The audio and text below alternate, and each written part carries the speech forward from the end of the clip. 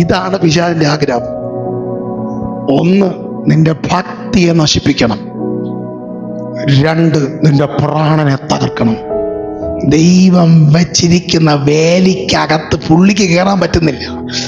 അതുകൊണ്ട് ചില വാക്കുകളിലൂടെ, ഈ നാളുകളിൽ ചില വാക്കുകളിലൂടെ നിന്റെ വിശ്വാസത്തെ, നിന്റെ ഭക്തിയെ, നിന്നിലുള്ള ദൈവകൃപയെ, ദൈവത്തിലുള്ള അതിയായ വിശ്വാസത്തെ തകർത്ത് കളയാൻ ചിലപ്പോൾ ഭാര്യയിലൂടെ വരും, ചിലപ്പോൾ മക്കളിൽ നിന്ന് വരും, ചിലപ്പോൾ അപ്പനമ്മയിൽ നിന്ന് വരും, ചിലപ്പോൾ വിശ്വാസികളിൽ നിന്ന് വരും, ചിലപ്പോൾ ദേശത്തുനിന്ന് വരും. ഇവിടെ കൂടാതെ ഒരു പിടിയില്ല. സാത്താൻ ഏത് വഴിക്കൂടെയും വരും. ആമേൻ. ആരുടെ രൂപത്തിലും വരും. സ്തോത്രം, ഹല്ലേലൂയ. ആരിലൂടെയും വരാം. എന്താ വചനം പറയുന്നേ? സാത്താന്റെ തന്ത്രങ്ങളെ അറിയാത്തവർ അല്ലല്ലോ.